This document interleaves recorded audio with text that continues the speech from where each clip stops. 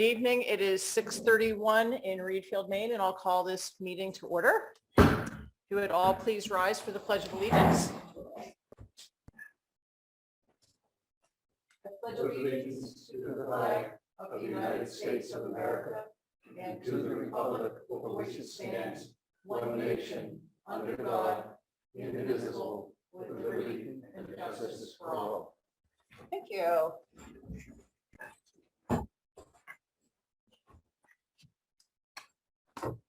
We're here for a public budget meeting and hearings.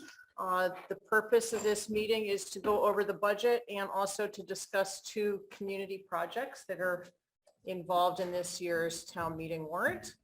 And we have this meeting scheduled to end at 8:30, so we're going to try and keep things moving along to meet that goal. And I will turn it over to Eric. So this is in person and via Zoom, and we have the technology to happen at the moment. If you're here, you don't need this information, so thanks for everybody for showing up. Meeting agenda, a lot of introduction, followed by project highlights, including broadband internet project, the Fairgrounds Community Park Conservation Project. We will review budget and meeting goals. And we will be having a presentation and discussion, a summary budget information. So I will turn it over to Catherine, who's the acting chair of the select board, to introduce the membership. Thank you. I'm the vice chair, but Dennis Price is absent tonight, excused. And with me is Ralph Eno, representing the select board. Okay. So moving on, we have the budget committee, and I'll ask Andy Tolman to introduce himself and the committee. Hi, I'm Andy Tolman. I'm happen to be chair of the budget committee. Ellen Schneider is on Zoom, although you can't see her at the moment.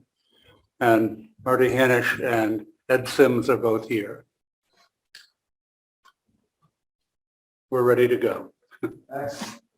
So I will ask Catherine to go through the budget summary process today. Sure. So we have held regular meetings throughout the early winter or the late winter and early spring. There have been 11 meetings and presentations. Some of those have been with the budget committee and select board together. Others have been just the budget or just the select board. We've had review and comment by members of the public from boards and committees and commissions, the budget committee and the select board. I believe all of those are on tape, so if you want to watch them, you can look on our YouTube library. All the department and division details have been reviewed in detail by the budget committee, not by the select board, because we're very supportive of the work that the budget committee does and trust their good work. We do review it. We met a couple weeks ago and reviewed and revised the 5-year capital plan, and at that time we had a fairly lengthy discussion of I need to get the name right. The ball field project, Fairgrounds, Community Park and Conservation Project. Community Park and Conservation Project. So our public budget meeting goals are to discuss and highlight the key projects. We'll do those first with broadband, as Eric said earlier, and then with the Community Park and Conservation Project. Then we'll move on to the budget summary, and then we'll have questions and concerns. However, we did decide that we would take some questions and concerns after each of the two first presentations. So if folks have any questions about those two specific projects. And then we will give you some information on the town meeting and secret ballot vote. All right, so Andy, you want to look at some of our long-term budget goals?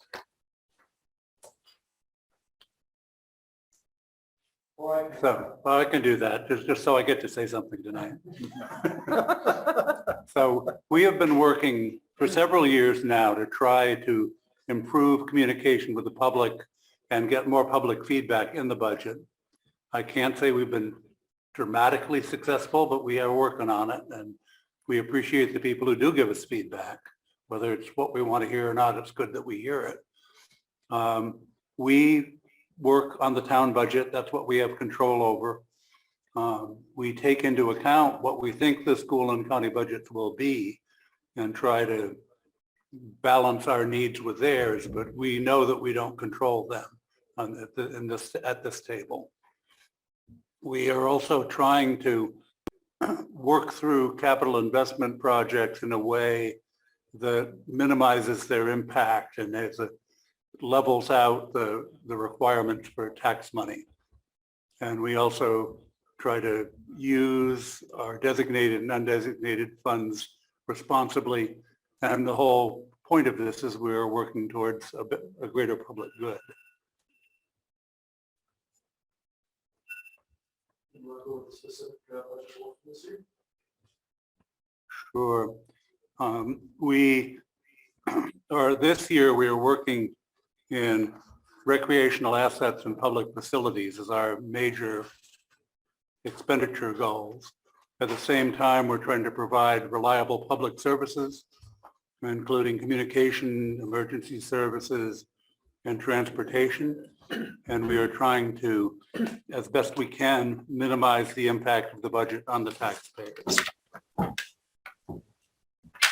Okay, so that brings us to our first project highlight, and that's the community broadband project. And the goal here, and it's been consistent for a few years now, is to provide uniform, affordable, reliable, high-speed broadband internet to everyone in town. So there's a lot of focus on consistency and equity, and doing better than what we've seen in town so far. This has been a priority for 3 or 4 years. We've been working very actively in the last year or so, but the town has been working with the broadband committee. We've been working with the Western Kennebec Lakes Broadband Association on interlocal effort. And so this really has been a build process. And I want to thank the select board for their work, including a very helpful 2020 resolution on implementation that really helped set the direction and framework for us to proceed with this important project.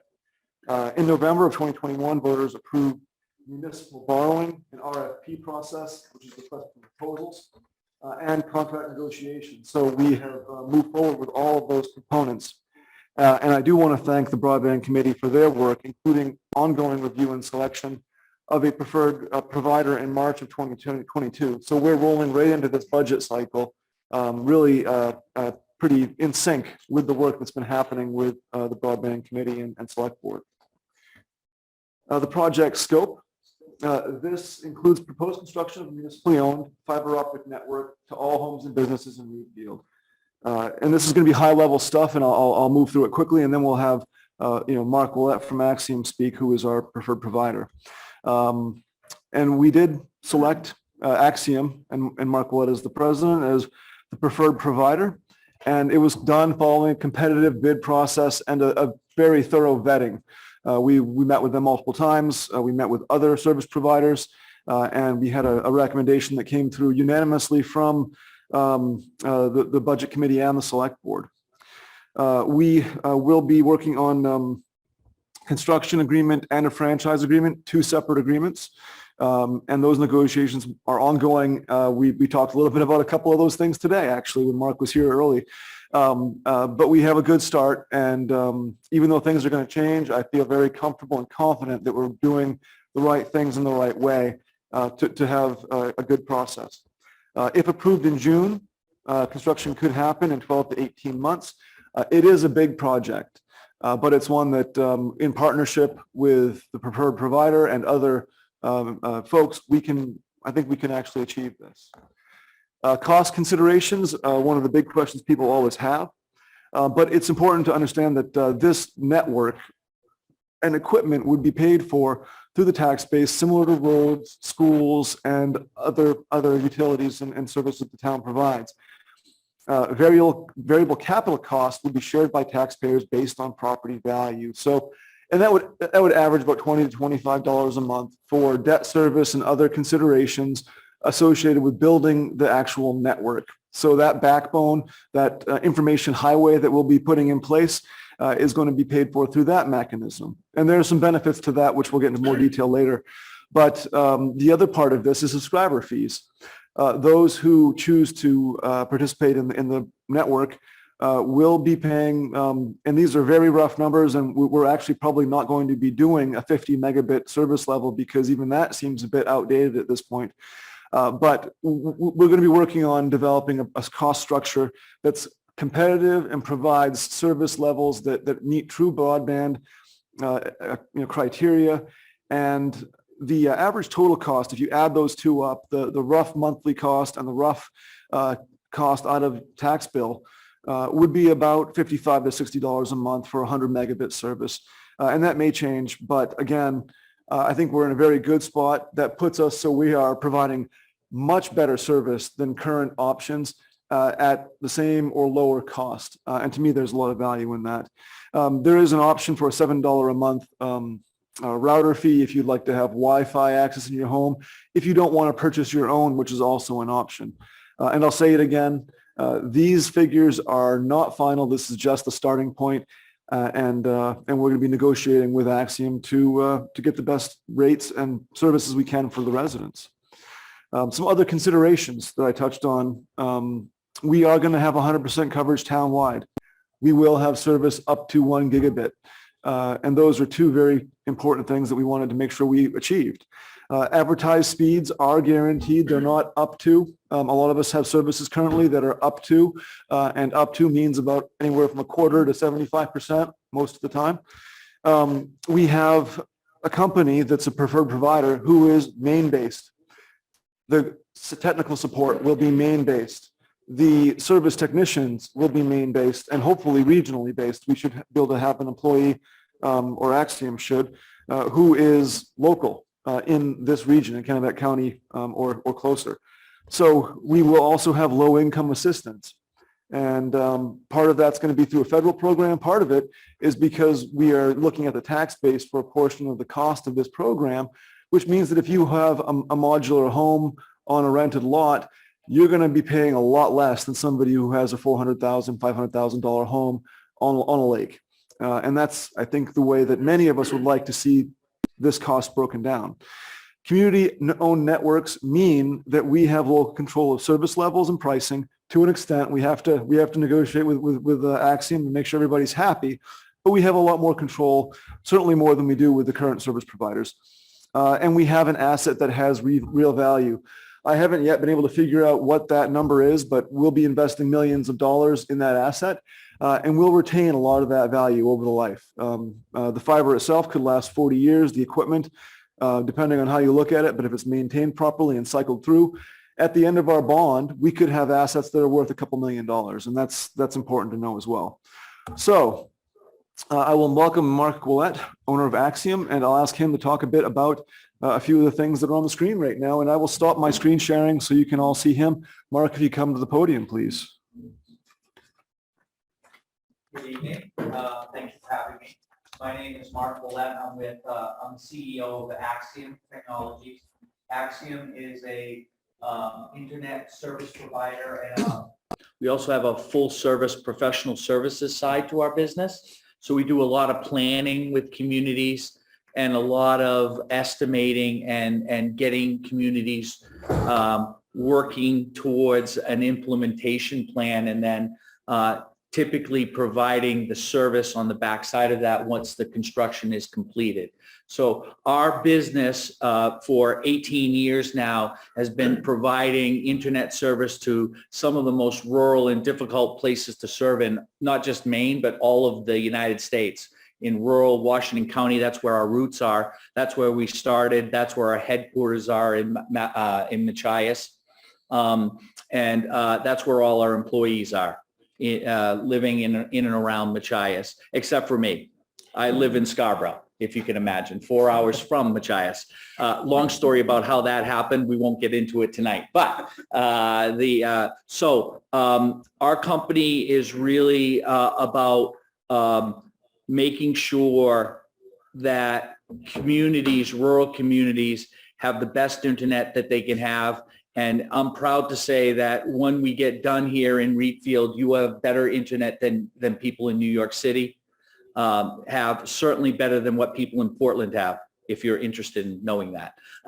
So you're going to have a world-class system here that's going to build, that's going to be in service for, as Eric mentioned, 40 plus years. We're a small company. We're really built on the idea of helping municipalities.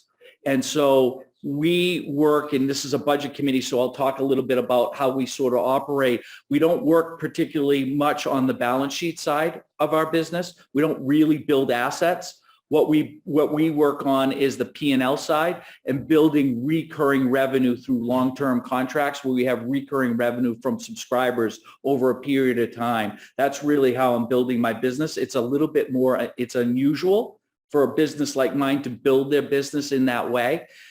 What we're finding is that we're getting a lot of success, and you're not the only community entering into an agreement with Axiom. There are 10 to 15 more either in process now getting built or going to be built or in process of getting into a position to be built over the next year. And I expect the number of towns to exponentially grow with working with us, because we're really the only company in Maine that's working to allow that works with communities and not allows them, but works with them even when they want to own their own infrastructure.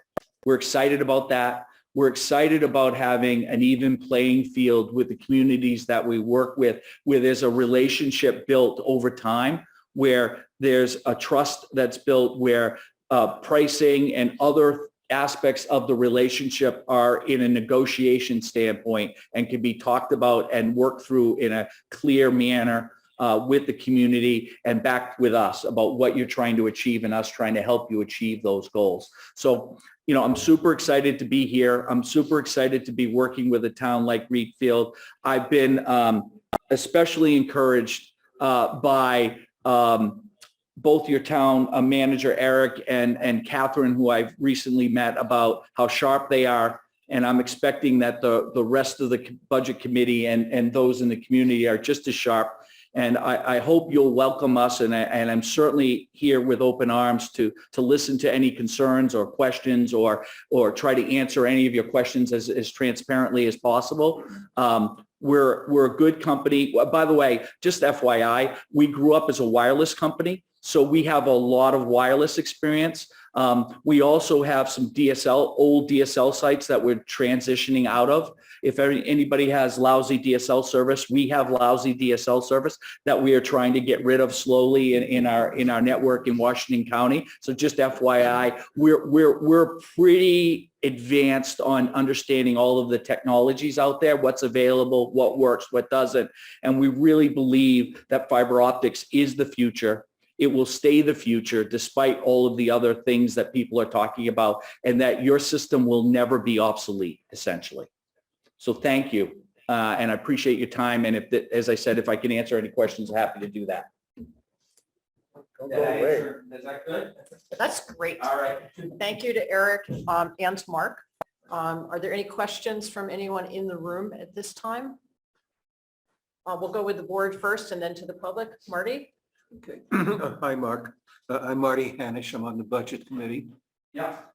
And when you began your comments, I think I heard you say that your business model is not to build assets. I assume that means that by building, I think you're really saying accumulating. That's right. Right, because if I understand it correctly, your role in this process would be to build this network. Yes, exactly. Right. I'm sorry for the misuse of words. Right. What I meant was adding assets to our balance sheet. Right. That's really what I meant. And in case of publicly owned assets, obviously, those wouldn't be going onto my balance sheet. Traditionally, in an ISP standpoint, you'd be building networks that you would own.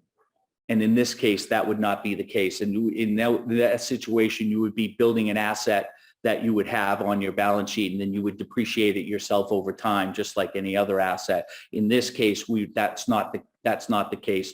Where we're really building our business is on the P&L, the P&L side, where it's all about recurring revenue and what does that revenue stream look like over a period of time. And really, frankly, that's what I'm selling to the bank. or to any other investor or anything like that. When they're looking at my business, I want them to be looking at my P&L side and not really at my balance sheet side. Because while we do build assets, by the way, I just built a project in East Machias and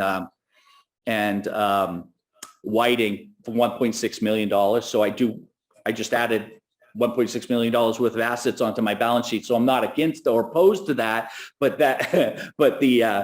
my main line of business is to work with communities like yours and allow you to own the assets so that we can have a clearer relationship and a much more balanced relationship than you currently have with your current providers in your community, where you really can't talk to them about pricing, about service levels. You can't talk to them about anything, whereas we're available 24/7 for those kinds of discussions. Ralph? So we're going to be subscriber owned, we're going to own the network.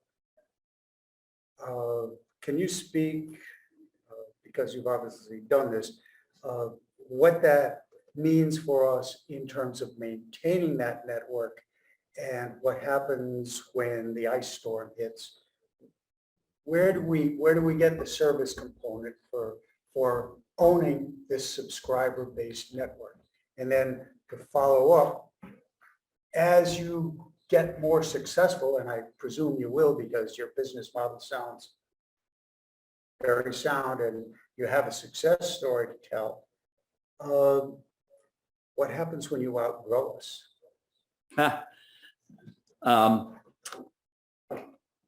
So I'll start with the idea of how we would service you in an emergency situation or any kind of break fix situation where something needs to be taken care of. Axiom's going to be working on behalf of the town under a long-term contract. Under that contract, which is currently started to be negotiated, Axiom would be in charge of all emergency repairs, not paying for all emergency repairs, but we would act on behalf of the town to do all of the emergency repairs and everything that needs to get done to make sure that the service is up and running at all times as best as we can.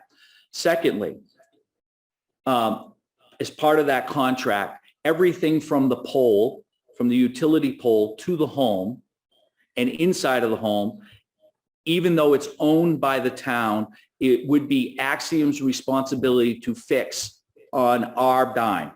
No cost to the town or homeowner, unless the homeowner decided to take a backhoe to the line and cut it mistakenly, or a chainsaw, or back in a moving truck and run into the line that's coming from the street. Those kinds of issues, there may be a cost to the homeowner. But generally speaking, in any kind of situation where the lines went down from natural disaster or got cut in some way or a squirrel chewed through it, we would be fixing those.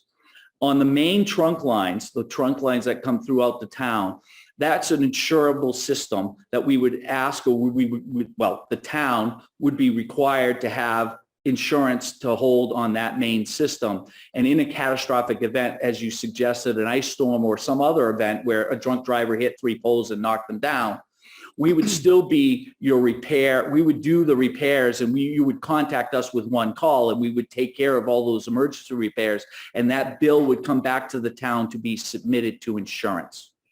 And there would be a deductible there at some level, and that's being worked out now. Okay, so basically, depending on how much the town would choose to cover dollar for that kind of trunk line repair, you could spend a lot in premium and have no deductible, or correct. And how many companies are out there that underwrite this, and what's the market like in that regard, so that we know when we're shopping, are we dealing with one vendor, are we dealing with 20 or 30, so that perhaps the town gets to shop? So I'm working on, and I was on a call today with a number of communities, not just here, but around you, who are also on the same path to working with Axiom. about this insurance question and what is the best way and the most inexpensive way for the best coverage and reducing the risk. And those are questions that are still today unanswered exactly. But I had my insurance agent on the line today with these communities talking through what kind of insurance would be required, how much of that insurance should Axiom hold versus the town, how does it all work? We are fully insured ourselves, for all of our assets and for everything. So how does that get replicated in the towns, or how much of that could be passed along vis-a-vis the insurance coverage to Axiom, or how much is the deductible going to be? All of those things are still to be answered, but we're working on it now. Okay, so the idea then is that we wouldn't be the sole beneficiary, if you will, for an insurance coverage policy. We would share that with Axiom at some level, so that if there are damage issues, we would share premium and we would be co-insureds. No, it would be one or the other. Either we're insuring the system and we are charging you to insure the system through our insurance, through the main trunk, or you will be buying your own insurance and you will be using your deductible to own the system wholly. Axiom's support of that would come where 95% of the problems come, 98% of the problems come, which is the drops to the home and to the home equipment. That's where the vast majority of failures happen and where the vast majority of issues happen. I'm sorry, I've taken up a lot of time, but you have experience with this already with other communities that you have served. Mhm. In your best judgment situation, which model best serves communities?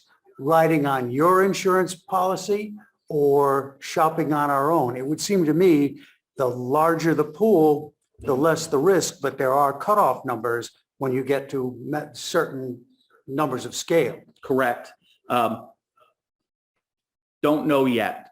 I think the answer is don't really know yet. Both options are on the table.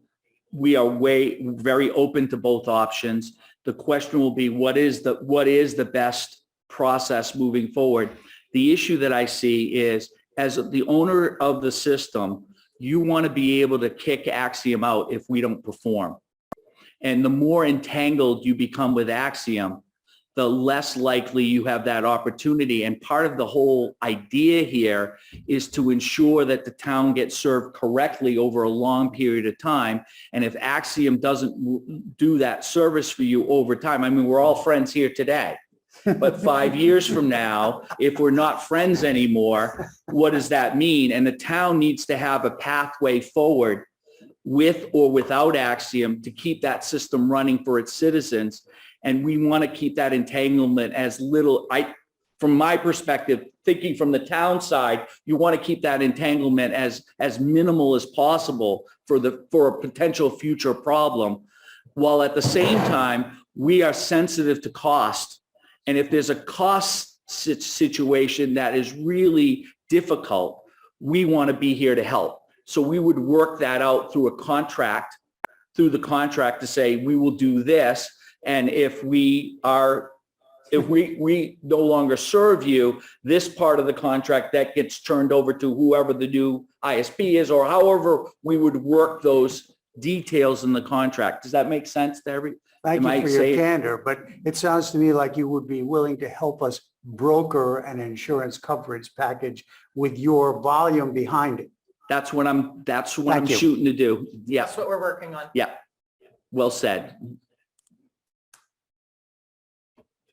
One approach to the insurance that I saw in a very different context was for a group of would-be insureds to go to a big national broker and have them develop a standard policy. And then the benefit of that is, first, you're getting the real expertise of an insurance broker that really knows the industry. And also, if they develop a standard policy and a number of municipalities were to buy that policy, it saves some money. You know, it saves less, there's less development cost for the broker and the insurer. Don't disagree with you, but I would only say this. We have to remember how small we are. All of Maine is a suburb of Seattle, 1.3 million people. All of Maine is smaller than West Palm Beach County, all of it. So when we're talking about economies of scale, you're not getting it here. So I think the concept is correct. I think my approach is more in line with how I see insurance looking at rural communities and trying to cobble together the right sort of mix of risk and reward and pricing and deduction, all of the things that you mentioned to try to make it happen. It is possible that over time, MMA, Maine Municipal Association, could come in and bring a reduced rate policy, sort of uniform policy across all of Maine or across, right now, there are about 15 communities like you that I'm working with, maybe 20, frankly, I lose count, but 15 to 20 communities, and that's growing, that are thinking about this, asking about this. And so MMA could come in and start to develop something and work with that kind of power of scale for all of the Maine communities and do exactly what you're saying, which could be a possibility. It just may take a little while longer than you're willing to wait to build the system and get it up and running. Yeah, that actually, it was through the Maine Municipal Association that my experience was. Very simple question. Do we have to build or put in our own poles, or do we rent pole space from CMP? You'll be renting pole space from CMP. You will not be putting in your own poles, except in locations where there are pole gaps or any kind of need for a pole, but we don't see much of that here. So that's what you'd be doing. That cost is absorbed on Axiom's expense side. We would be paying for those pole licensing fees, even though you own the pole licenses as being town owned. It's about $10 per pole per year, just so you know. And you have, I can't remember, 1,200, 1,500 poles here. So it's a really substantial cost, but not anything outrageous. Great. From the audience, Bruce? I can come back to you. That's okay. My name is Bruce Burgoyne. I live on the Fog Road. First of all, I just want to say that I really endorse this project. I think it's extremely important. I'm reading right now a book about rural electrification coming to a town in a very remote place and what that did for that town. And I will say that I think there's a great deal of what may be coming in the future that we aren't foreseeing right now that will really change people's lives and help people live very positive existence, if you will, in Readfield. And so I think we need to bear that in mind. The question I have, or I actually have two questions, but the first one is in respect to the subscriber fees. Are those all locked into the service?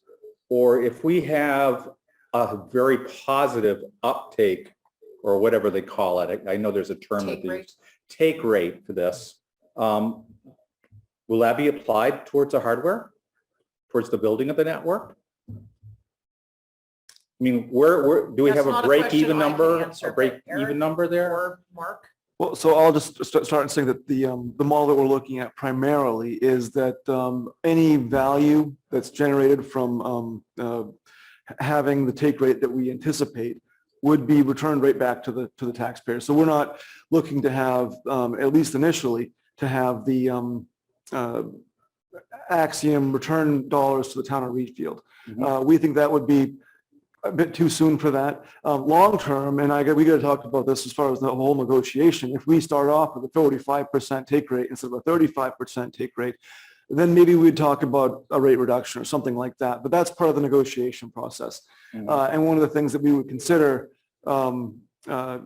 because we aren't looking to have the town make any money on this. We want the cost of the capital to be paid out of the tax base because we think it's a universal benefit. And we think that the subscribers should pay for the service. But there is some balance there, I think, and a potential for that. But really, the more subscribers you have, the more bandwidth you need. And that's one of the main costs drivers for the subscription fees. So yeah, it's possible, but we have to negotiate that. Is there a governance model you're using for, I guess it's like a utility? Well, we had started that direction with the Western Kennebec Lakes Association, but really we're back to more or less independent operation, the towns working individually. I would hope that long-term, maybe 10 years down the road, we could, if enough of us go this direction, we could pool our resources and have a utility model, maybe buy out some of the debt. Something like that would be, I think, attractive to me and makes sense from a municipal perspective. Yeah, I mean, I'm Yeah. talking more about the governance of it, sort of whether you're going to have a board of directors that's focused on just the broadband service delivery and issues that will come up in regards to that. I mean, after establishment is what I'm Yeah, talking about. I'll let Mark. And I'm just planting I'll that let out Mark there. I'm answer not that looking piece. for an answer. Oh, to that. yeah, no. So where does the signal come from? What are you providing? Okay, so here's my $1,000 question, or my 1 gigabyte question, I should say, is why don't we have, and I've done a lot of reading on fiber, so I'm a little dangerous there, okay? Why can't everybody have a gigabyte? What is the reasoning for tiered pricing? Because that signal is at full signal rate no matter where it is, right? Yes. Okay. Can I sit here? Do this? Absolutely. Can you hear me? I'm not debating, so I'm happy to sit No, back you can down. debate. There are two reasons. The first is people don't really know how expensive bandwidth here is. Backhaul bandwidth, the bulk bandwidth is quite expensive.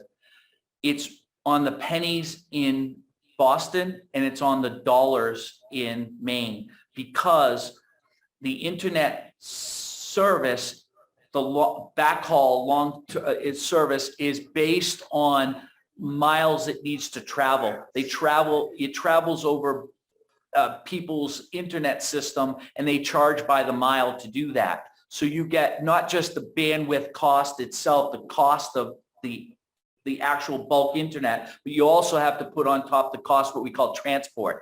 So it makes it very expensive. Secondly, because of that, when you offer a gig, in many places where people are being offered a gig, they're being offered an up to gig speed because it's not feasible for the cost to provide everybody with a gig and ensure that they get a gig at all times, because you have to have so many gigs to provide gig service. So when people provide gig service, like in Google cities and such, they're providing an up to speed, and you can see that when you do your speed test. We're not into that. We want to provide a guaranteed gig service if we provide it. Third, at a gig level, it's as soon as somebody provides a gig, and you say everybody's going to get a gig for a certain amount of money, the first call that comes in is, why don't you offer a lower cost for a lower speed? I only want 50 megs. If you charge $99 for a gig, that means I can get my 10 megabits that I need for $10, right? It becomes a very difficult sales and marketing situation to try to address. So I think we are moving towards the model that you're describing. I think eventually it's going to be a big ubiquitous gig service. That's what people are going to require and demand. But right now, people are looking for tiered service. It's interesting. They want to have a choice moving up to a gig. But your system, as we put it in, is capable of delivering a gig to every home, a symmetrical gig to every home. It's also going to be, if you believe this, capable of delivering probably 8 or 10 gig over 10 gig services to an individual home. 10,000 megabits per second over 10,000 megabits per second. That's currently a level of service that Jackson Labs use, for example, high level institutions, universities, those kinds of things. So the capability is going to be there for your town for a very long time and available. And eventually the system, that architecture that we put in place is going to be, with some changes to the electronics that are going to not be very expensive 10 years from now, capable of delivering 10G over 10G to every home. with a change in equipment at the home and a change in equipment in the CO. Not too expensive, but some cost. Thank you for that explanation. I guess I would just challenge the town to not accept necessarily that tiered pricing is what people want. I hear what you're saying, but I'm not sure that's borne out in reality. I would also urge the town to stay connected with the hospital and other people that might be doing telemedicine or those kinds of operations so that we know we can keep up with that, because that's really what we're promising. We're not promising fiber coming into your home so you can watch Disney Plus. I don't think. Yes, maybe that's part of it, but really it's to make people's lives as a whole a lot better. And then my final closing comment is, I think, talking about the long-term subscriber benefit to people is really extremely important in understanding the mechanics of the pricing, and anything we can do is as in public meetings or whatever to explain that as well as we can. And we're doing it a bit tonight, but anything we can do to shine a light on that will be helpful. Thank you. Mr. Durgan? I appreciate the mister. Thank you very much. Okay, Yes. Greg. Bruce had the 1 gigabyte question. I got a half MB thing for you. I'm happy with what I have now at our house. Been happy with it. It's by a company that starts with a big S. Okay. What can you say to the average Joe? I'm an average Greg, to convince me to change to the town system? I don't know. In 20 words or You don't less. have to touch anything. It's always on. Oh, thank God. Okay. So be Two careful. things. Yeah, so be careful. Yeah, two things. First, I believe that under the new service, you will actually save money. You will not spend more money because the world is working towards a one-pipe system, and all of your entertainment, telemedicine, education content, virtual reality, the metaverse, everything is coming over one pipe. And so the world is changing very rapidly. So you're going to get a better service with more consistent reliability than what you have now, and better speed levels, even at lower tier service than what you think you have now, is going to work better because of the type of technology that we're delivering that service with, which is fiber, which is pulses of light versus, anyway, long story. But anyway, the way the technology works. So that's one. Two, when I say save money, I mean by cutting the cord and by cutting out the expensive service and delivering your content, whatever it is you want, over a different system should save you money over your current big S system that what you have right now. And you also get to use your cell phone over the internet for free. Most smartphones can work seamlessly, even if you have poor cell service in your home, that you can use the internet. So you could actually save money on not even having a phone at your house. You could use your cell phone at all times.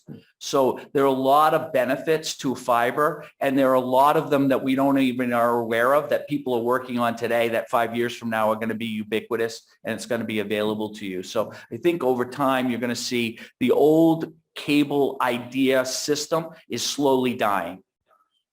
Okay, I knew there'd be a cost change. I listened to you, but just if cost wasn't a factor, it wouldn't, and you answered it, so thank you.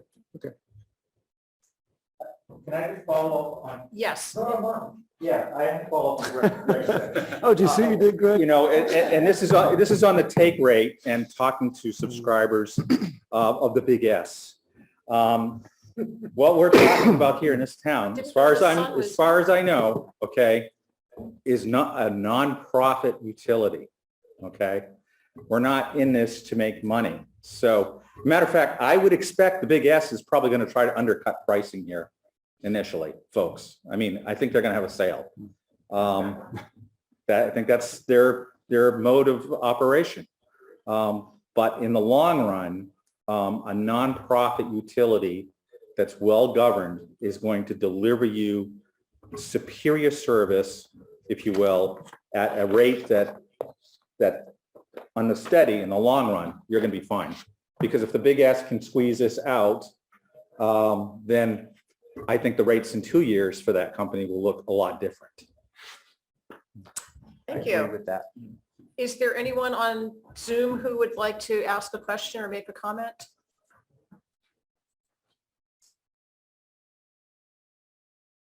I'm not seeing anybody raising a hand. Well, I had a few things I was going to say, but between all of you, you've pretty much taken care of that. I just do want to mention for folks who are not here tonight that there are 2 handouts that we gave to folks in the room tonight. And I'm going to ask Eric to post those on the internet, so they will be there on the town website tomorrow. And that's just the beginning of a publicity campaign that we're making to promote this idea and new service that we're proposing for the town of Readfield. We are actively pursuing, we are actively developing in addition to the town website as we speak. And we'll be sending out promotional materials in the mail, as well as having meetings and having things posted online. Subscribe to our e-alerts to get more information as it becomes available. And with that, I think we will move on. Thank you, everybody, for your participation in that. So we'll turn it back over to Eric and we'll start in on the community park and conservation project. And those of you who were here just for broadband, if you want to leave, we won't be offended. Thank you.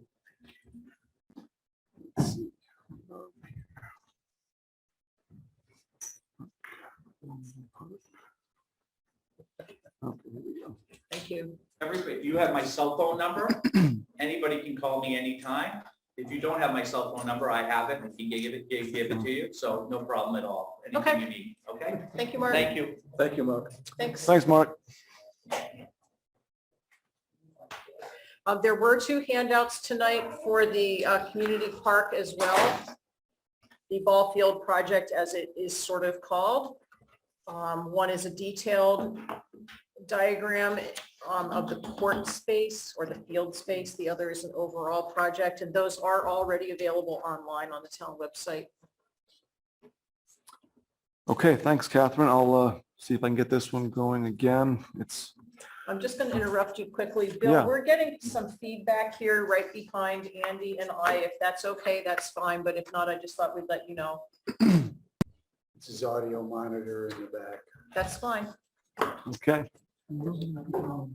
I'm hearing it right here. I think it's coming from the back. Bill could tell us, but I'm guessing it's more than 6 or 7.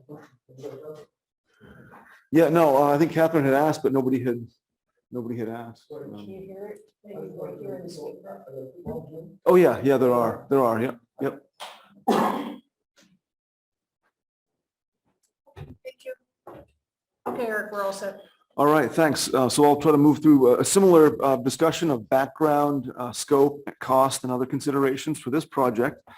And the goal really with the community park and conservation project is to provide more recreational opportunities to our residents and youth while maintaining a balance with conservation and other uses of the fairgrounds property. We've had that property for over a few decades in town. It's a wonderful place, and we believe that we can enhance that through some additional infrastructure. The town priority has been for just a few years, not quite as long as broadband, but the pandemic has shown us very much that this is something we need to focus on. In 2021, there was a vote for planning and design work. And in 2022, we've engaged in a process to involve stakeholder groups and develop final plans for town meeting vote. And that's not going to go. There we go. Nope. Doesn't want to. Okay, so there we go. Project scope. We are looking at the addition of a softball field, basketball court, kiosk, concession stand, pollinated garden, trails, and associated utilities and structures of the town fairgrounds property. It would essentially make a portion of that property, another acre or so, into a true community park. The focus is on minimizing impacts to natural areas while delivering built facilities to support sports uses. We know that there will be environmental impacts, there will be a loss of some habitat, but we want to balance that out. The plan is similar to the original project design that was that saw the building of the ball field that is there currently on the facility and the expansion of the parking area. And as I noted, the habitat and wetland impacts, we will be working hard to make sure those are mitigated on site as well as on other town properties. And one of the ones we've talked about prominently is the old landfill site and doing some pollinator plantings there to help offset the loss of some of the habitat for pollinators at the fairgrounds. Okay. Cost considerations. Given the topography of the site, the location of the fields makes a very big difference in cost. It's a little bit hilly, and so early projections ranged anywhere from $386,000 to $514,000 because of the amount of fill that would have been required to be moved around on some of those plans. The revised current plan calls for much less fill and will be closer to the lower end of that scale. We're not 100% sure, but the anticipated cost is now in the range of $350,000 to $450,000, we believe, and that includes a 20% contingency. So we have tried to build in some of the unknowns, which you always have when you're working with earthwork and construction projects. We are still working on concept plans, but we will have engineered plans before town meeting if all goes the way we would like it to. We do have some excellent architects and engineers. Regina Leonard, who is our landscape architect, has done a phenomenal job of bringing a lot of different perspectives together to make this new site plan. And the engineer firm we've worked with is Mainland Development, who has been doing projects for the town of Readfield for I guess a few decades now, probably off and on. And they actually worked on the original site plan for this project. I don't know why my keyboard's not working, but I'm going to try to do this. So other considerations are that the fairgrounds property is really ideally located to support recreational infrastructure. It is sandwiched between two of our main schools and the sidewalk.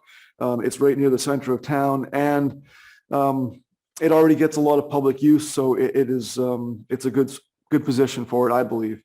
The improvements are consistent with the multi-use purpose of the property. We are respecting as much as possible the conservation values that are there and the conservation goals, but also looking to make the best and highest public use out of that property by working on some of these improvements.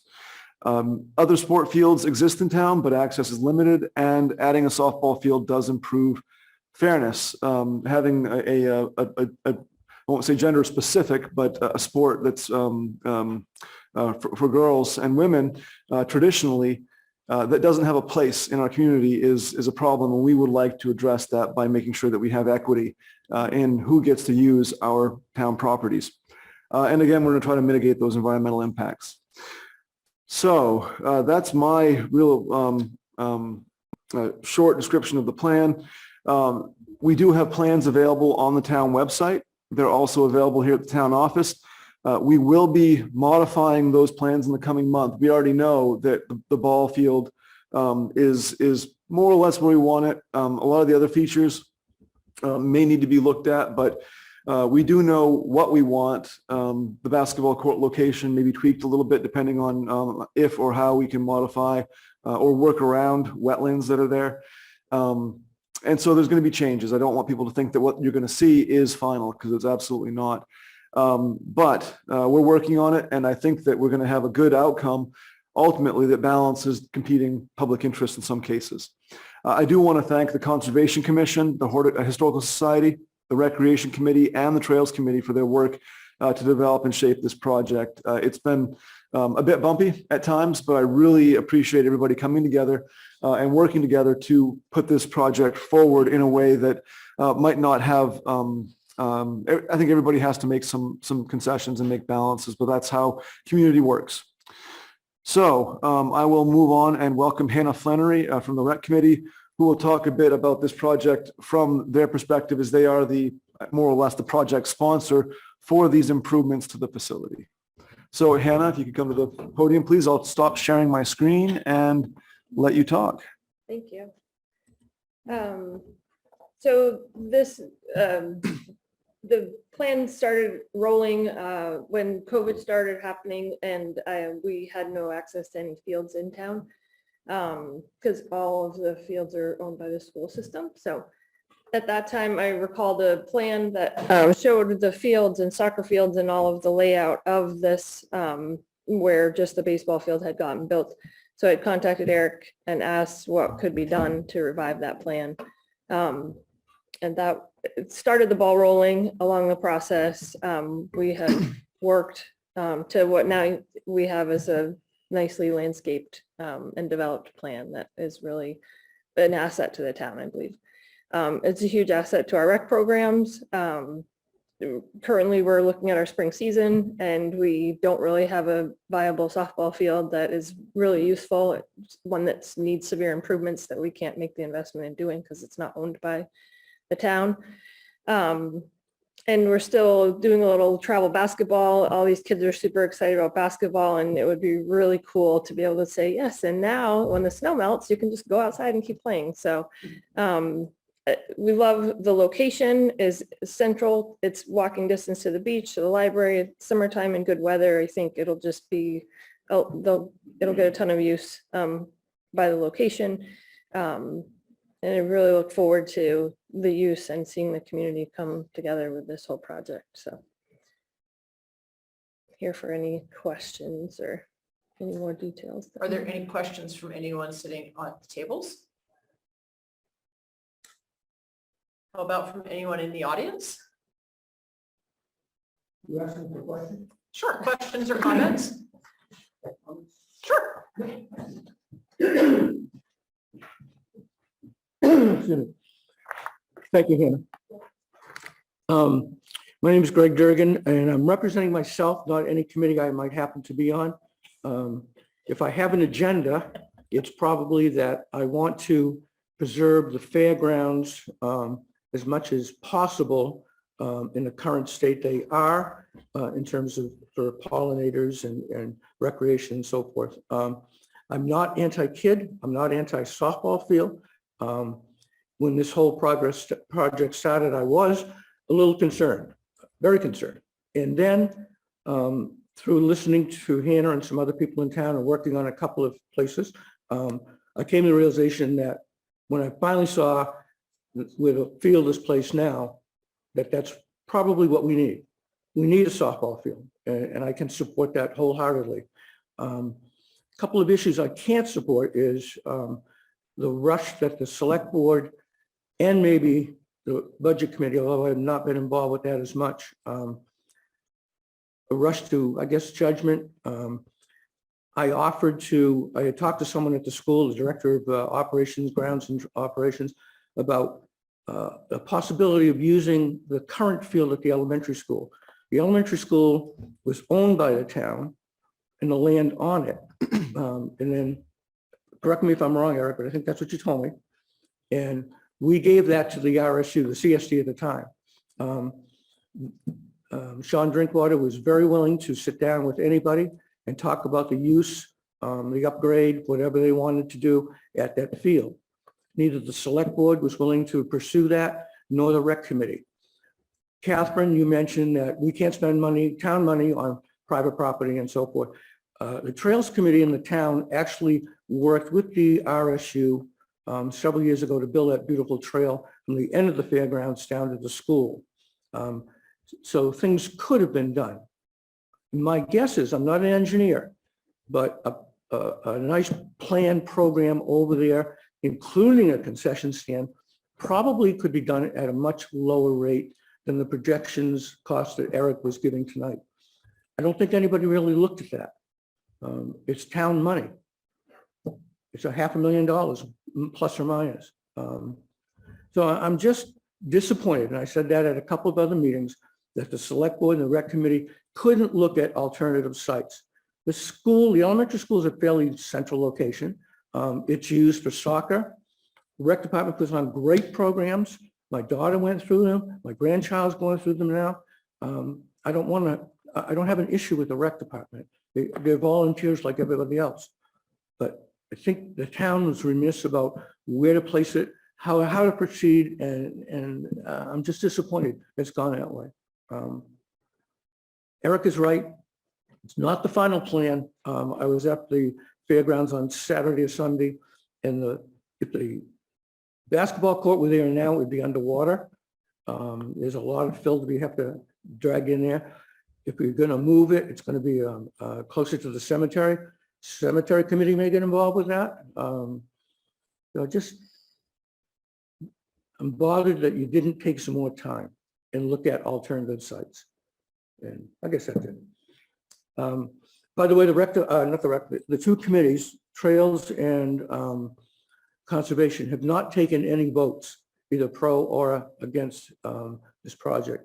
So I know we're mentioned in there, those committees are mentioned there, but we've submitted information, but there's no yes up or down on that project. So that's it. Well, thank you very much. We appreciate all opinions. I'm not sure that Eric said that anybody was supporting or not supporting the project, but just that those different parties had been involved in the process and participated. That was certainly my intent anyway, if that's not exactly what I said. Yeah, but no. Okay, any other comments, questions? Yes, Bruce? Yeah, actually. Okay, What is timing on the sidewalk project? can you wait till you get to the mic, please? Sure. My name is Thank Bruce you. Burgoyne, Fog Road. What is the timing on the sidewalk project? Will that link up with the timing of this project? That's an terms Eric of- question. It just seems to me that if you're going to have that level of activity there, that the sidewalk is going to be, very important to that.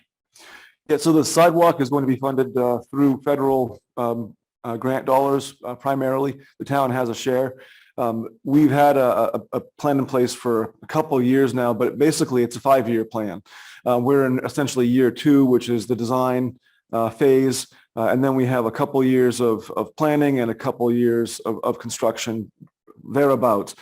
So it will be happening before the sidewalk is put in. There's a risk that the sidewalk may not be put in. There is some strong opposition from a couple of residents about that, and we'll have to work with that or through that in one way or the other. But right now, I'd say that likely we would, if we were aggressive in how we approached it, it would be probably 3 years before we had the actual proper sidewalk put in.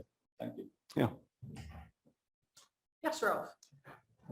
For Eric, in regard to the development project, is there an economy of scale to be had by consolidating the recreation facilities in one particular location? And I'm new to the town, comparatively speaking. Wasn't that the original intent, although the process for development languished somewhat? And then secondarily, the alternative site at the elementary school, does that necessarily lend itself to a regulation size field? And when you couple that with the fact that we have parking and traffic issues there that might need to be addressed, where that property, quote unquote, surplus property might be better utilized, just your thoughts on that. Well, so I think the last two might be a little bit rhetorical, but I agree. I don't believe that the site that's there is a size that's appropriate. There is not enough parking at that facility to accommodate. We already have problems. So your points are well taken. I also think that having sidewalks that connect and having the prospect of an additional is a real value. So no, I feel that the location that we are working with now, the Readfield Fairgrounds property, really is the best. With all due respect to Greg, it really is the best spot. And I think it's been heading that direction for a while. And its efficiency is one thing when it comes to dollars and cents. And I think there will be efficiency there if this is approved. But I also think that when you're a parent and you have kids and you're trying to do multiple youth sports, having a girl in baseball, a girl in softball and a boy in baseball or vice versa, whatever, it's helpful to have that ability to have your little kids occupied playing basketball while your middle schoolers playing softball.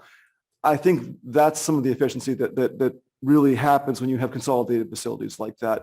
I'm personally looking forward to going there and, playing with my son playing basketball, and my wife and my daughter might go for a walk. Those are the type of things that you can do as a family that you can't do that on South Road. It just can't happen. So One follow-up thought. One follow-up, and then we're going to move on to the budget part. as an individual member of the select board, I do believe that we have given considerable due diligence to discussion and consideration of this issue. And all of the headings that I have mentioned, I think we have covered to the best of our ability. Nobody's ever going to be 100% happy, but I feel that in moving this forward in the warrant, as I believe we are going to do, that we have done our due diligence and we have done the best we can to take into account all of the various considerations and opinions that are out there. It's a nuanced discussion, but I feel that what we are going to recommend is the best way forward in terms of value for the taxpayers and service to the community. Thank you. Marty? Okay, I'll try to be brief because I know you want to move on to other topics. I wanted to respond to a comment that Greg made about the budget committee role in this. I just want to clarify that, at least in my mind, it's not the role of the budget committee to opine on whether a particular project is in the best interests of the town.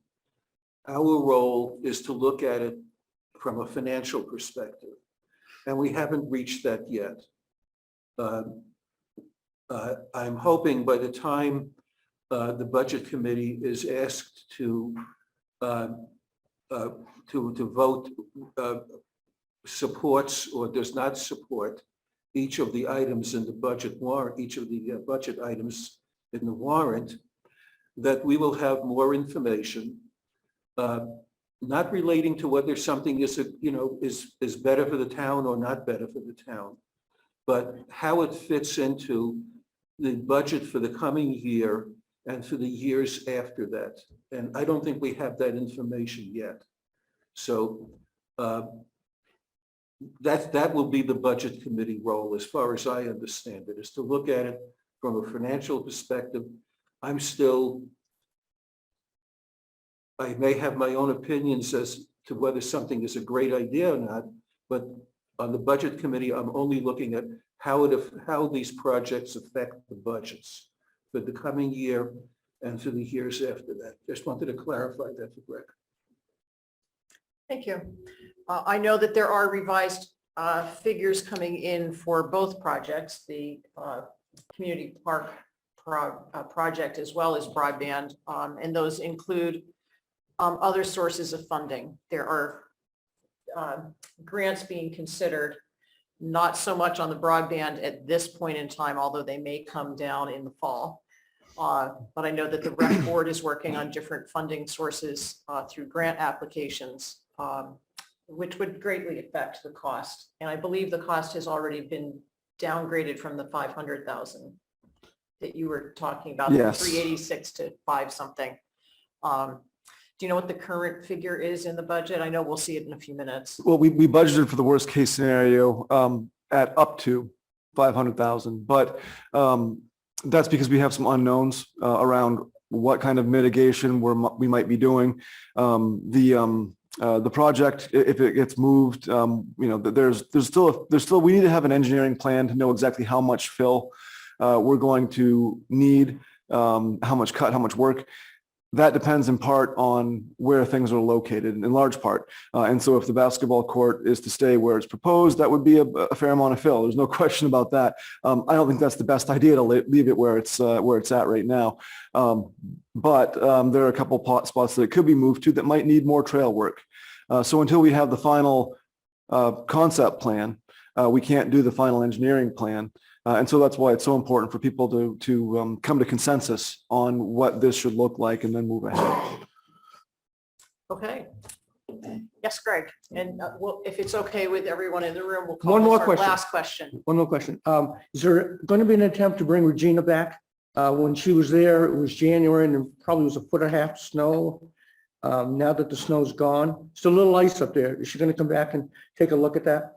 Yeah, no, we have another, we have, actually, there's gonna be a stakeholder meeting with, the property abutters next Thursday. The folks that live in the, property that's directly adjacent to the facility. And then after that, we will have, one more, meeting essentially to sort things out and review the revised plan, that will, take into account all of the comments that we've received from the boards and committees, you know, excuse me, the abutters, and then we'll, you know, talk, you know, and the members of the public that have been you know, commenting as we've moved forward with the project. So, yes, short answer is yes. Yeah. Okay, so thank you everyone for your participation. It is greatly appreciated. So now we will move on to discussing revenue and expenses and then some budget summaries. Okay, let me do the screen share again here. This is where things start to get boring, so I'll try to be quick about it. Wait a minute, the end of the meeting is going to be boring and you want us to stay awake? All right, so we talked a lot about the plans. We haven't had a chance to look at them yet, but for anybody that doesn't have a copy at home or this is the general layout. And I'll just point out that the upper right-hand corner is the existing baseball field. The softball field would be catty corner to that. We have the existing parking lot, and the proposal is to have the basketball court in the area where it is now.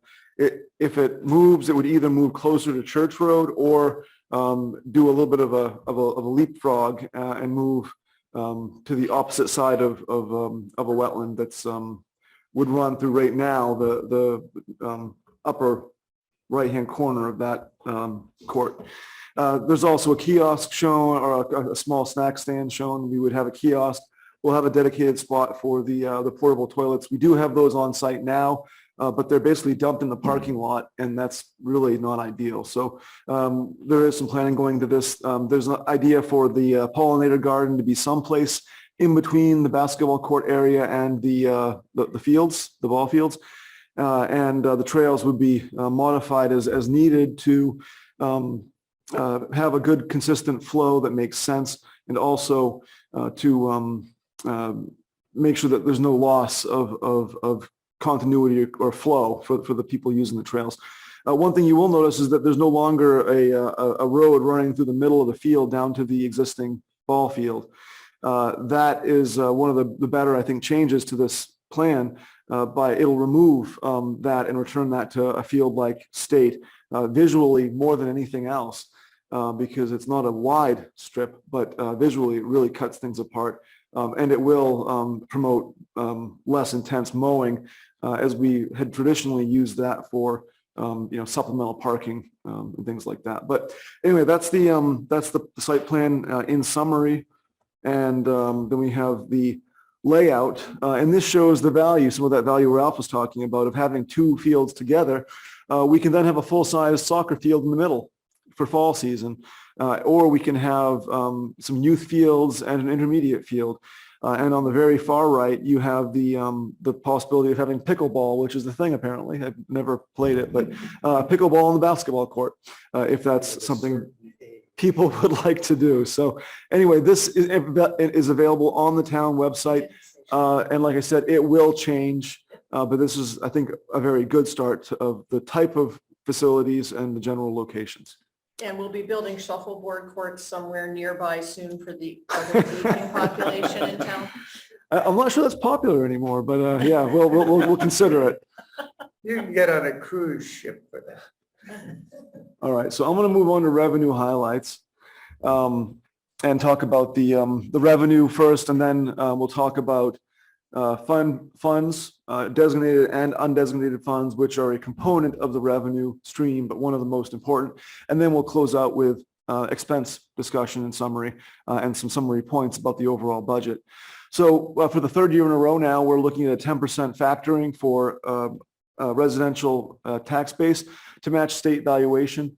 We have to keep pace with them, so they are driving this change in value.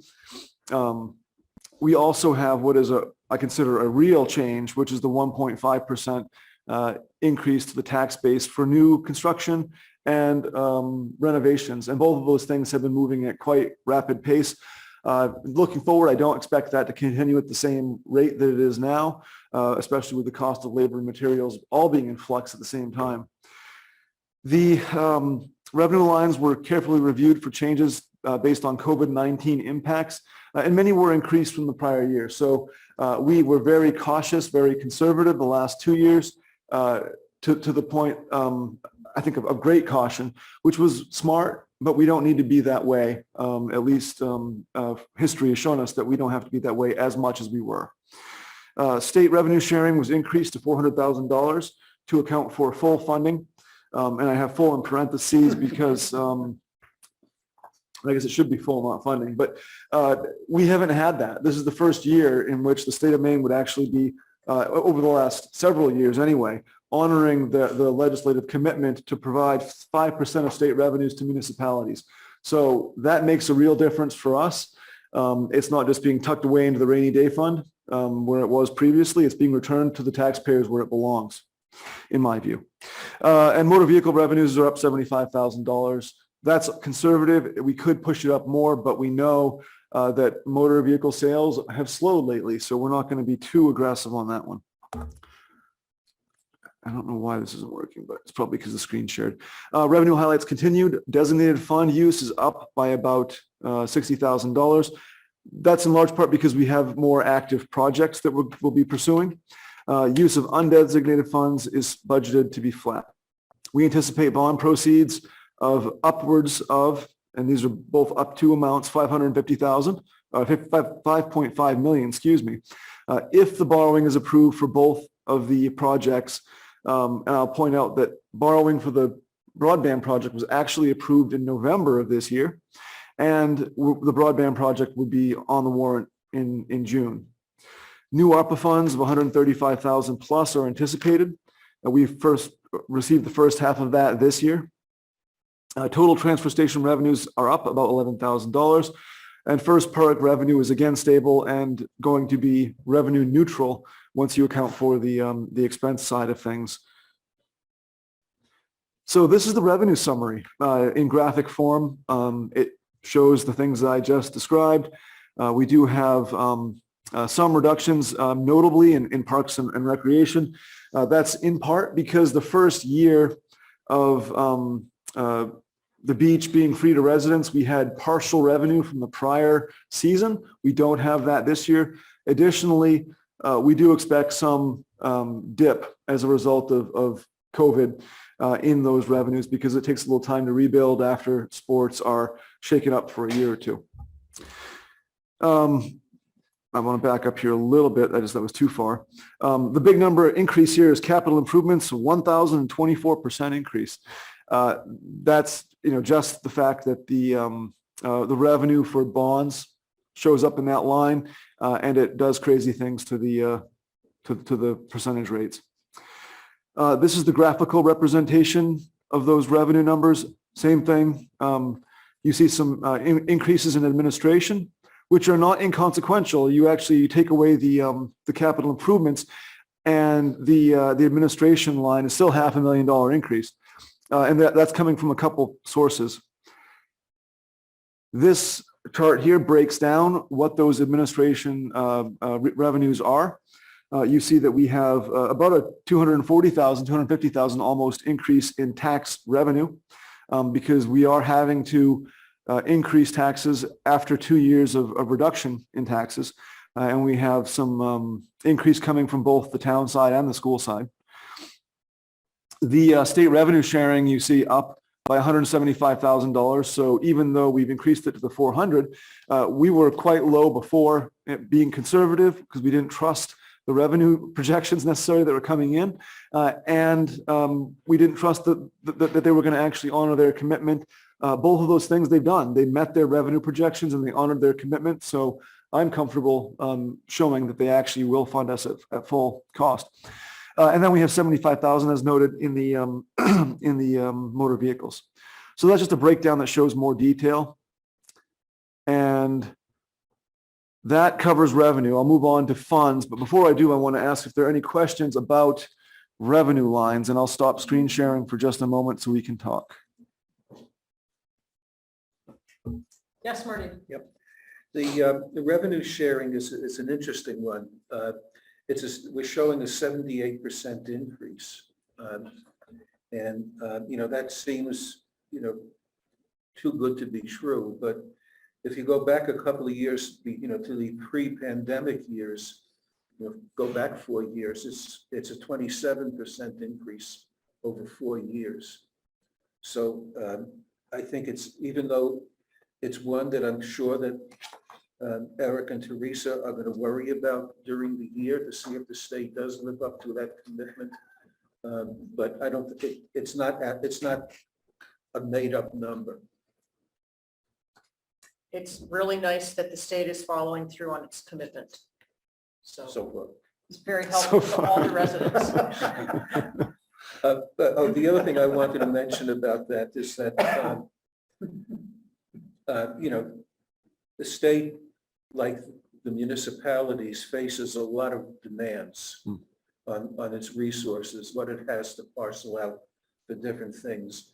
So I think it would be a good idea, through the Maine Municipal Association, to really encourage them to lobby really hard on that one item, the revenue sharing, because we've seen before that fund gets rated for other state needs. And this is one of those items that very quickly affects every taxpayer. Yep. Because it's a direct bill to your pocket personally when they withhold those funds, because the town has to recover that money.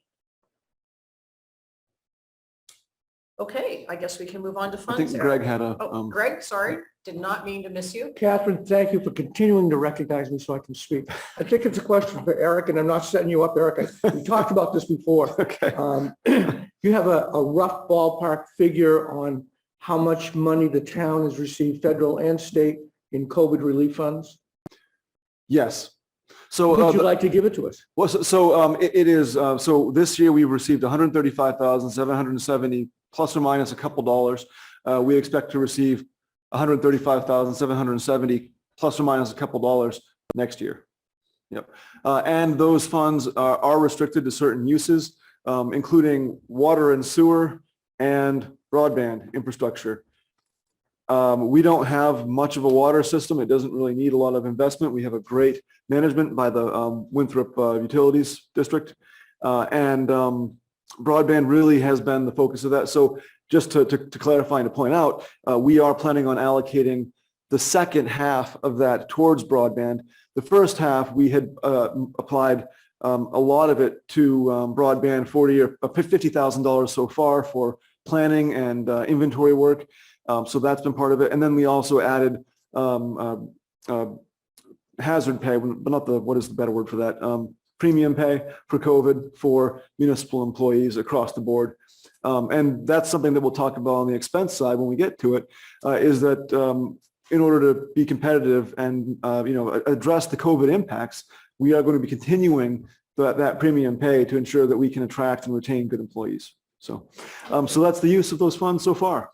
Yeah. Eric, I think another piece of what Greg asked is at the state level, what funds? I believe we did receive some funds that we used maybe for some beach employee time last summer and to buy some masks. Did you ask the fire department got some money also that way? Yeah, so we did receive some COVID emergency relief funds from the state of Maine. It was probably $20,000 to $40,000.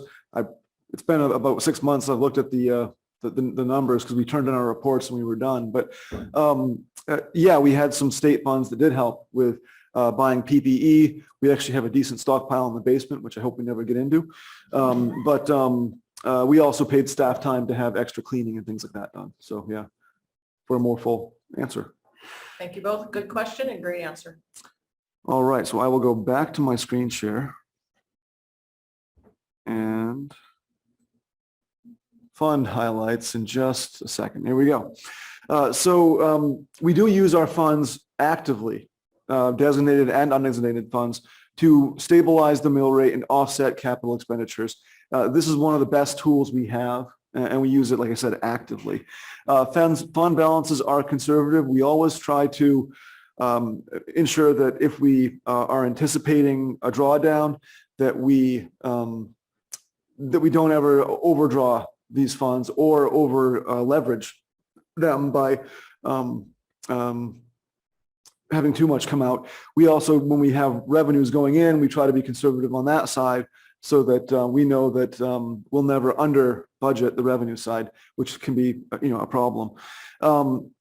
Use of designated funds is up by $59,983. Again, because of some, just the transition in projects and what we're focusing on at the time. And we have flat funding for undesignated funds. And that's something that I can talk about a little bit more. Just to say that the undesignated fund balance is where we put revenue that came in at the end of the year last year from unexpended school or unallocated school appropriation. Trying to find a way to say that's actually sensible, but basically we got a budget from the school and the school got a bunch of money from the federal government and they billed us less. So that money went right into the undesignated fund to help offset what we knew was coming this year, which was a sizable increase. I'll talk more about that later. The use of the 212 policy. We are going to be under our threshold. We want to be at 100% of the 212s. So that means that we want to have, of all of our expenditures, we want to have 2 months money in reserve. This year we have projected and included in the budget $5.5 million in capital projects, which really throws a wrench in that ratio. I'm going to talk about it with the select board. We might want to think about how we look at the number, but this is just an explanation of why we're not meeting that threshold, and I think it makes sense. The graphic here shows the fund balances over time. The red or orange is the designated fund balance, and that's the special project funds. You see back in 2020, we had a big spike there. That balance was due to the fact that we had started the fire department and library expansion projects, but had not completed them. So we had a big bump. We spent the money, and all of a sudden that designated fund dropped right back down to a more traditional level. And we'll see some spikes like that going forward, but that's the reason for that large spike. And our undesignated fund balance has been very stable over the past several years. Again, we use it responsibly and we use it to balance out tax impacts. So any questions on fund balances? If there's not, I'll move on, but I'll wait a second. Okay. Greg, you scratching your head or? He does not have a question. All right, I didn't want you to skip over them again. All right, so expense highlights. We'll move on and talk about this. Administration, general, labor, and insurance costs are up $28,442. This is primarily due to pandemic-related changes. The cost of insurance, the cost of labor, direct result here. The job market, as you know, has changed. We've also seen an increase in the minimum wage of like 50% over 4 years, which has had an impact of pushing wages upwards. That's also happening at the same time we're seeing these other impacts. So you'll see that trend throughout. I'll mention it in almost every department or not, because we've talked about it already. But assessing and code enforcement are up as well. That's due to wage adjustments and increased demand. Legal fees are up $25,000 to a total of $50,000. And that's quite plainly due to the threat of litigation.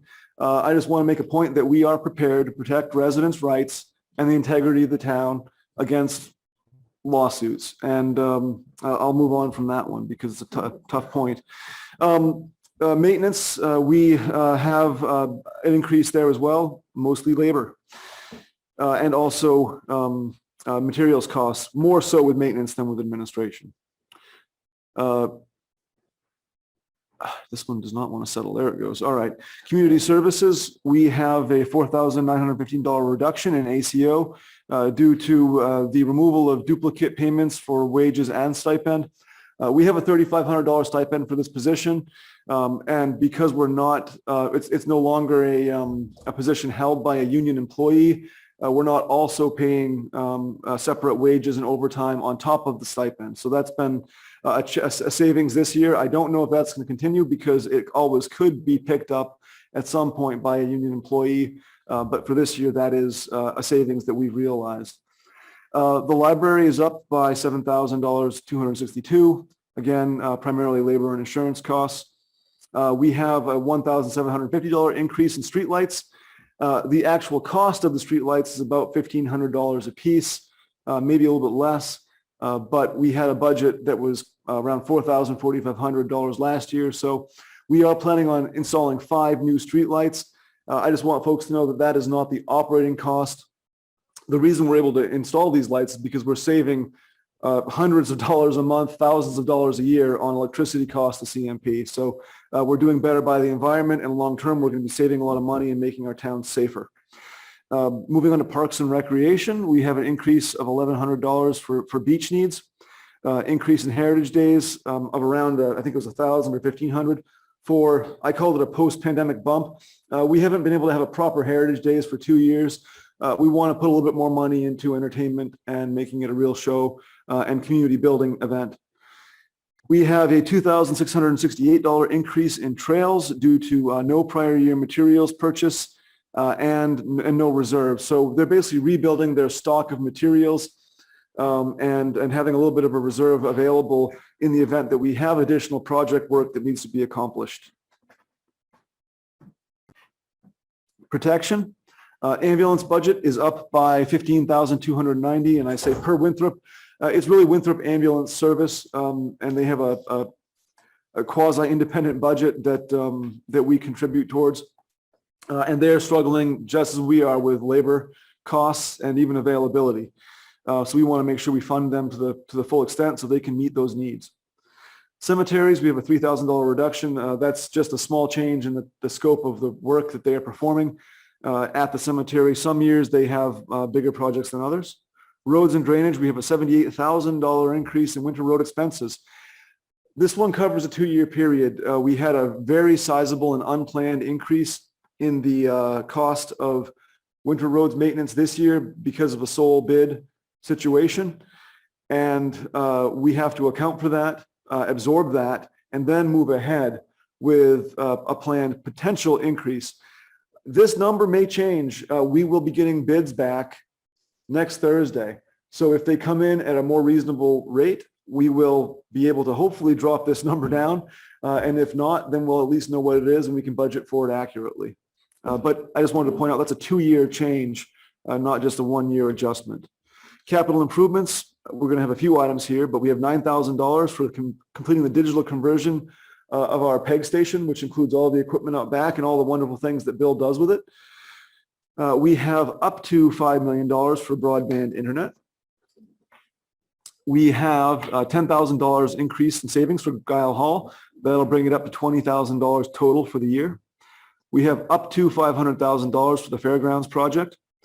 We have a $15,000 line for library parking lot paving, $50,000 for the open space fund.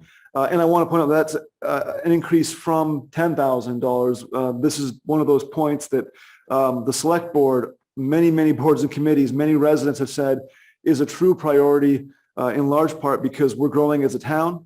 And we know that we don't have that many important ecologically or scenic or however properties left. And we want to try to maintain those to help maintain property value and the character and aesthetic of our community. We have $350,000 for paving and infrastructure. Of that, we have $200,000 for a paving reserve and $150,000 for a sand salt storage building to be built near the existing one, which is basically on a downward cycle. It peaked probably a decade ago and is no longer worth putting the maintenance dollars into it. So it will run its course. I'll put it that way. We have ongoing lease payments and reserve at the transfer station as well. Solid waste, we have an $18,000, $19,000 almost increase in expenses. Again, contracted service costs, which relate to fuel costs, labor costs, insurance costs. Education, we estimate a base increase of 10%. We hope it's that low, but the last number we saw from the school board was 13 plus. And that at 10% would be $346,000. Again, a large portion of that this year is going to be offset by reserves. Debt service, we would have a rough payment of new payment of $88,257. Just quick breakout on that. A portion of that will be the actual interest payment for the municipal bond or bonds if we have to. We would consolidate them administratively, but for the sake of argument, they're separate for two separate projects. One of the pieces that's not shown here that is important also is a bond anticipation note, that if the town proceeds with the municipal broadband project, we're in process to secure a bond anticipation note that we would then exercise as after town meeting vote to purchase the materials and equipment that may have a 6-month or 8-month lead time to get those on site so we can stay ahead of construction and make sure that we are able to provide those pieces that are needed to build the network. So there's going to be a small $14,000, $15,000 cost that's in this number for that one component. Moving on to unclassified, the overlay was reduced by $197,952. Again, the normal level is $25,000. Last year it was $50,000. So if you add the $50,000 that we had last year and the $170,000 that was put in there from the school, you get the $197,000. So I just wanted to point out that a lot of that reserve and why it's such a big change is because we had that school money in there that's likely not going to be in there this year. So we're back to a more normal level, $25,000, and that covers things like abatements and any overages that we may see, but we're very, very good about not having those. So this is the graphic representation. A lot of black, not much red. Capital improvements is the big one. And it's the same story, really, as what we talked about with revenues. About an 80% change, both directions, 80% increase in revenues, 80% increase in expenditures. They offset. Moving on, you see capital improvements is a towering number. But again, this is being bond financed, so the actual impact on the tax base is minimal. I shouldn't say minimal. It's minimal this year. We will see a bump next year, but we're already planning and thinking about that and how we're going to manage it. A lot of that would come from the broadband project, which again, with the proposal that we currently have, if folks switch over from their current provider to a lower cost town option, they would be getting money back into their pocket to help offset some of that tax impact. So it's actually, it doesn't look as bad as it shows here. This is the debt service piece. Again, I wanted to back up that large towers being funded through debt service. This is what it would look like. And I did touch on that fact that this year we have the star. That shows the interest-only payments. And then we move into the second year of the bond, and it's just a matter of scheduling. We're not playing games with interest-only stuff. They break up the interest payments into 2 times a year. One falls in this fiscal year, the other falls in the next. And so we do have a big spike the next year that we'll have to deal with and account for. One thing that's not shown here that we know is on the horizon, again, this is current and budgeted. We do have a fire truck that we're going to need to purchase. If you look at the teal on this chart, that's actually the current fire truck bond. It is larger than what we would see moving forward because that was a 7 or 8 year bond. When we bond the next time, we would be doing a longer term bond, 10, 15, maybe 20 years. I'd recommend 20, and that will result in a lower impact over that period of time. But we wanted to wait until after we were done paying off the existing fire truck before we moved on to securing new debt for a new truck. And I'm going to stop there, stop my screen sharing and ask if there are any questions on the expense side of things before we move on to the general budget highlights. And I think we've got about maybe 5-10 minutes left of me talking before we open it up for other people more. So Well, Eric, to give you a moment to rest your voice. Thank you. Thank you for this great. I was trying to be efficient, so. I may have missed this. Legal services. Mm. Could you indicate what's our budget this year and what we're budgeting next year? Yes, so our budget is currently $25,000. We've spent probably 15,000 of that. A large portion of it defending against Robert Bitar and his actions involving the Safe Space Meeting House. I don't agree that those are legitimate, but we have to defend against them anyway. As a municipality, we have to respond to lawsuits.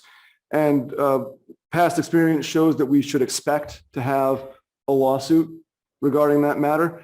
And we're prepared to deal with it. So we've increased our budget to $50,000 from 25.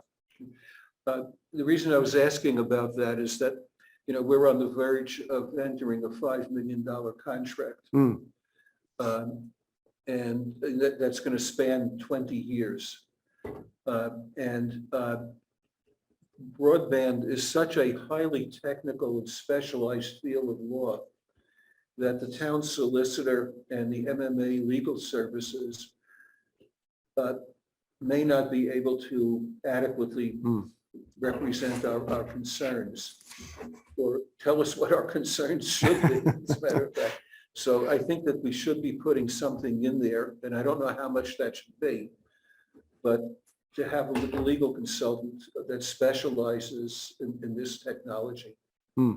That's a very good point. And we are seeing already accrual of some of those expenses as we try to navigate things like borrowing for a special municipal project, understanding insurance costs, all those things. So you're absolutely right. And I'll look at that and consider what we may want to add or how we may want to reallocate some of that. Thank you, Marty. I'd just like to comment on that and then I'll recognize Ralph. Once we get through this process, if it's voter approved, of the design, construction and implementation, there really shouldn't need to be anything specialized about it because it will just be an asset that the town owns. Because we're not going to be operating it. There'll be a contract for a separate company to be operating it. So any of those legal issues wouldn't pertain to us about internet service and that type of thing. So I think once we can get through the construction phase, we'll probably be all set. If we were a municipal utility, I think that could involve more of the things that you're saying, but that's not the format that we're going to start with currently. So I know nothing about broadband, though, I acknowledge that freely, but I do know about legal contracts. I've negotiated many big ones, and I've always relied on attorneys that are specialized in that particular field. Perhaps what could be done rather than hiring somebody immediately would be to talk to the town solicitor or MMA legal services and ask for their advice on it. Because these things can get pretty interesting. I mean, but one question that I've run into is who owns Axiom? Is there a venture capital company that can control them? Things like that can really turn friends into not friends. So I would encourage at least going that far. thank you. Ralph? To the line item for legal services, where I expended right now to the amount of about 15K, you said. It's closer to 10 probably, yeah. Okay. I would assume that we're just going to encumber that and roll it into the next fiscal year so that we will have a cushion given unforeseen circumstances. Yeah, absolutely. We had established the legal fund as a reserve, essentially, so that unexpended balances, as you say, are encumbered to the next fiscal year. So we have those resources available. But it seems like no matter how much we put in, we're pushed to spend it. And that's unfortunate, but we can't ignore past precedent. And I think we will have some money left at the end of this year. provided that nothing happens on the legal front. But we're just not sure. There's still so much up in the air. Thank you. Okay, Eric, if you want to bring up the Yes. conclusion. All right.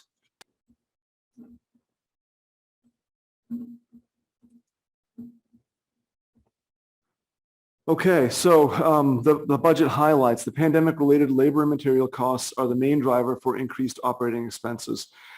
Community investments in broadband and recreation are primarily behind capital costs and debt service increases.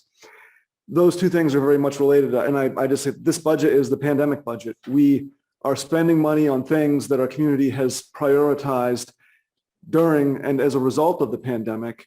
And we're spending it in ways that result directly, in most cases, to things that have happened during the pandemic. So I think that we are responding appropriately to the things that are happening around us and the things that we want to do as a community to address our future. And so those things come together. And after 2 years of decreasing what we've asked of taxpayers, we're once again asking for an increase. And it is an important point that we did have 2 years of reductions, and now we're going to an increase. And in all honesty, in defense of the school, if you take what their 10 or 12% increase is this year and back it up and say, well, wait a minute, look what they had in 2020 for a budget. If you add 3% a year over the 3-year period until you come to this budget year that we're looking at, you come to that 10%, that 12%. So they're actually not that different than anybody else in dropping things down and then coming back up. And the town is doing something similar. The school budget, like I said, it is 10 to 12%. It's available. They have a lot of information. It's good information. They had an excellent workshop with the select board last week, was it? Yes. It's a blur. But the school budget is the bulk of what we pay in property taxes, and I want folks to just be aware of that and hopefully supportive because it's in many cases a very needed thing. They're still discussing their budget, and I hope people can be involved with that process. The county budget is unknown at this time, but it's usually around 5% of what you pay in taxes. And I do expect it to be flat this year. The county received a lot of money, millions of dollars to our hundreds of thousands of dollars. And so I expect that they will be responsible and use that to help balance out some of their budgeting. We don't know that for sure, but that's the hope and anticipation. Moving on to some important dates. April 1st, 2022 is the deadline for homestead exemptions. With the current estimated mill rate of 14.91, that equals around $373. That number changes every year based on the mill rate. Mill rate is established, and the valuation for the exemption is $25,000. So the first $25,000 of property you have gets discounted, and that results at a 14.91 mill rate of $373. Just for background, April 15th is the date when nomination papers are due, along with warrants to the town clerk and any petitions that might be coming forward. May 13th, 2022, absentee ballots are available for the municipal ballots. And I want to be very clear about this. We make sure that we meet state law. May 13th is the deadline. The state of Maine typically drops us their ballots 2 or 3 days after their established statutory deadline. That's okay to the state. They do what they do. The school also doesn't have their vote until the 17th to finalize things. And so we wouldn't have their ballot for our local election or their second referendum until at least the day after, and if not a little bit later. So one thing that we ask voters is that even though absentee ballots are available for the municipal side of things that Friday, we ask folks to either please be patient and not request them until a week later, or to allow us to take their application, compile the ballots that we have to mail out, and send them out in one mailing to save time and resources. So June 2nd is the final public budget meeting and hearing. And I can say that we will have, as has been noted before, a lot more information regarding both the municipal broadband project and the project for the fairgrounds, community park and conservation. And then June 14th is town meeting, and then we'll all know what's going to happen next. So that's all I have, and I will stop sharing my screen. Thank you very much, Eric.